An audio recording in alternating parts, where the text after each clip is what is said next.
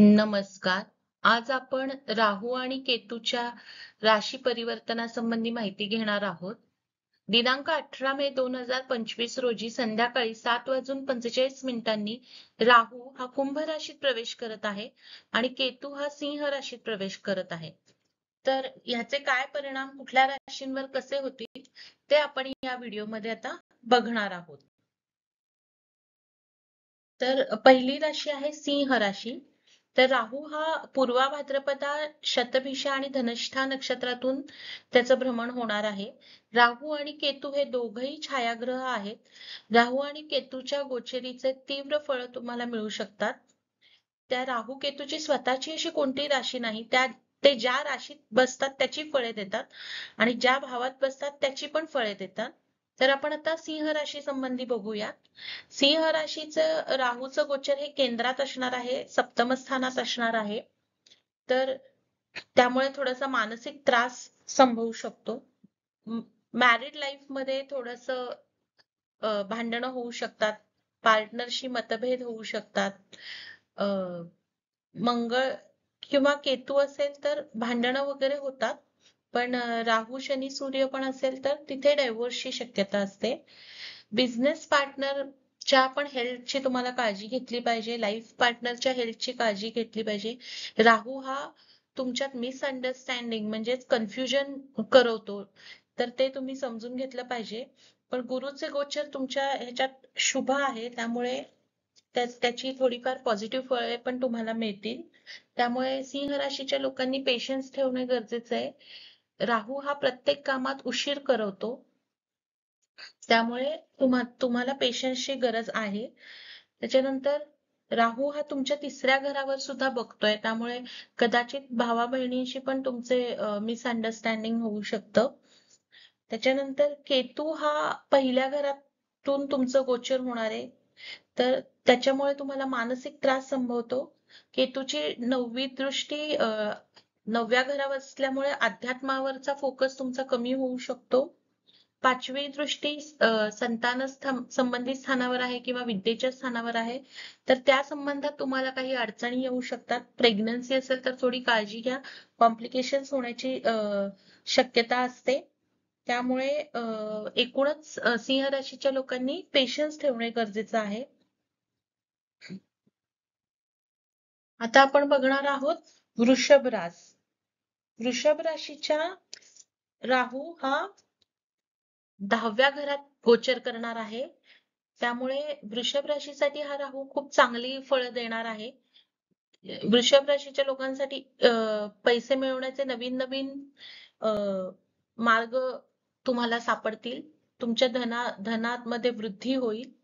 त्याच्यानंतर तुमचं काही प्रॉपर्टीचे वगैरे जर कामं असतील तर ती तुम्ही ऍक्च्युली खरं तर आधीच करून घ्या. कारण नंतर राहू हा दशमस्थानातून 4थ्या घरावर पण बघणार आहे. ते थोडंसं तुमच्या दृष्टीने त्रासाचं ठरू शकतं.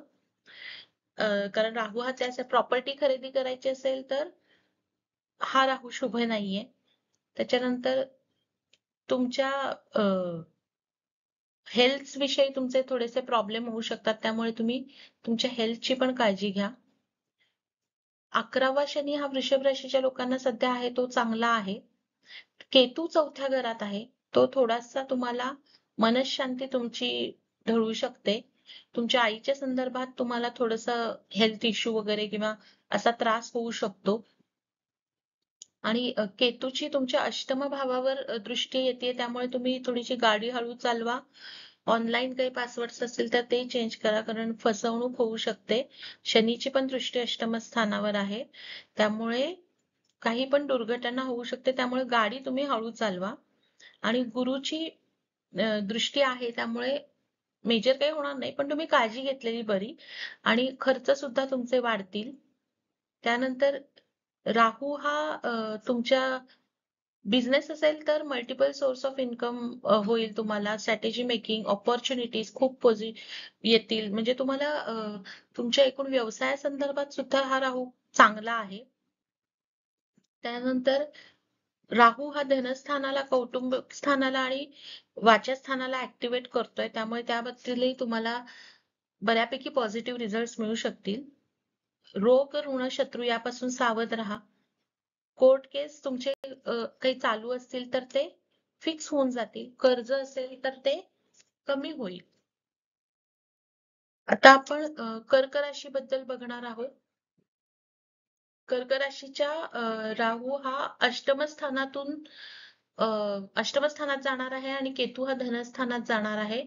त्यामुळे कर्क राशीच्या लोकांनी सावधान राहणं गरजेचं आहे. अचानक धनहानी संभवू शकते.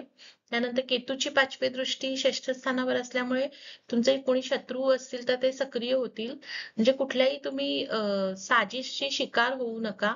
स्वास्थ्य संबंधी तुम्हाला थोडा त्रास होऊ शकतो. त्याच्यानंतर केतूची 7वी दृष्टी अष्टम स्थानावर असल्यामुळे सिक्रेसी तुमची लीक होऊ शकते. ऑनलाईन पासवर्ड चेंज करा. फायनान्शियल आणि पर्सनल सिक्रेसीला थोडंसं तुम्ही काळजी घ्या त्याबाबत. त्याच्यानंतर सडन ऍक्सिडेंट होऊ शकतात किंवा असं सडन गोष्टी होऊ शकतात. सडन फायदा पण होऊ शकतो किंवा ऍक्सिडेंट वगैरे पण होऊ शकतो. त्यामुळे तुम्ही त्याबाबत काळजी घ्या.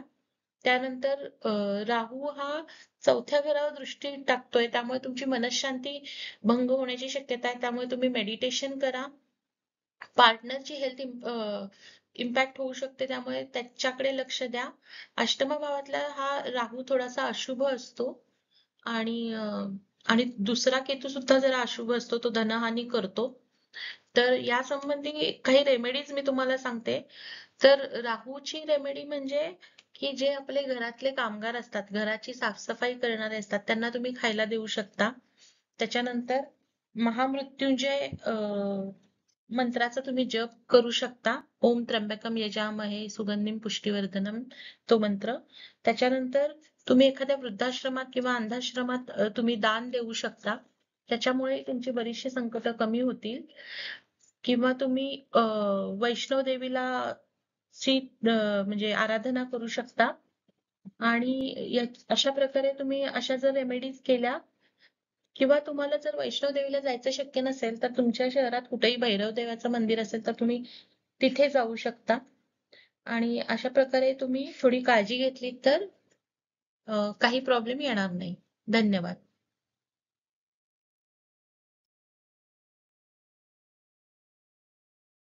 धन्यवाद.